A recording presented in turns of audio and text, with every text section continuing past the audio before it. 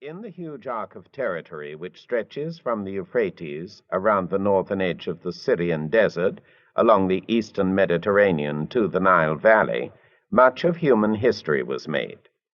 It was the Fertile Crescent because either river irrigation or winter rainfall nurtured productive farmland and settled populations. The central portion of this arc is the isthmus of land which connects Egypt with Anatolia, central Turkey. Bounded on the west by the Mediterranean and on the east by the Syrian desert, it is some 500 miles long and 75 miles wide.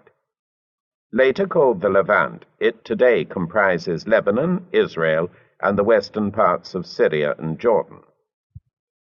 All the great powers of the ancient world fought over and occupied this stretch of land. It contains the oldest continuously inhabited towns on the earth, such as Jericho and Byblos, Jubal. It was the birthplace of Judaism and Christianity. The name of its most famous city, Jerusalem, still arouses more passionate responses than any other. The glorious, if violent, history of this territory was shaped by its geography. Its features run north and south. First, the narrow coastal plain, then the upland chain from the Alawite or Nusayriya mountains of Syria to the north, through Mount Lebanon, Galilee, Samaria, and Judea to Beersheba. To the east of this, a deep rift is formed by the valley of the Orontes, the Bekaa Plain, the Jordan Valley leading to the Dead Sea, the Gulf of Aqaba and the Red Sea, and then another mountain chain, the Anti-Lebanon, Mount Hermon, Karak, and the mountains of Moab. Because the winter rains are blown in from the west, the land is most fertile on the coast and the western slopes of the mountains. Eastwards, the farmlands become pasture until they merge into the limestone steppe of the Syrian desert stretching to Mesopotamia. The city of Damascus stands like a port on the western edge of this wilderness, which was always a more formidable barrier than the Mediterranean Sea. This short causeway along the eastern Mediterranean between Egypt and present-day Turkey was the scene of an astonishing and productive mixture of peoples and cultures. They came from all directions. The non-Semitic and highly civilized Sumerians from Mesopotamia dominated Syria for about 1,000 years, from 3,500 BC. They were defeated by the Semitic Amorites, nomads from Central Arabia, but the Sumerians taught their conquerors how to write and how to farm the land.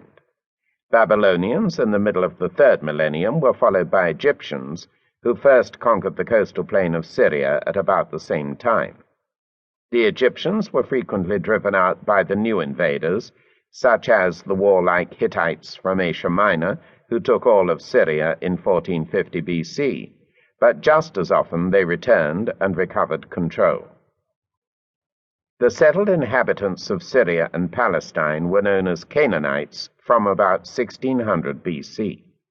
Almost certainly they did not constitute a single race, but were formed through a mingling of peoples, some of whom came from the sea and some from the desert. They never created a powerful imperial state of their own. They submitted to the successive ways of conquerors, paid them tribute, and traded with them. They were skillful workers in metal. One people who came to settle on the Levant coast in about 1400 BC was the extraordinary seafaring Phoenicians, who established trading colonies on most of the Mediterranean shore and even on the Atlantic coasts of Europe and Africa. Carthage, Tyre, and Sidon are the most famous of these. The name Phoenician derives from the Greek word for purple. The Tyrian purple dye was renowned throughout the ancient world. Many Lebanese of today like to think of the Phoenicians as their ancestors. Another wave of invaders came from Central Arabia, the Arameans. By about 1200 BC, they had gained control over Damascus.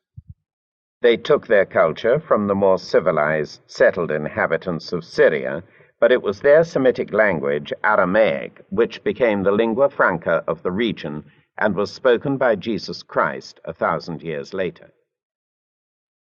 About a century after the Phoenicians,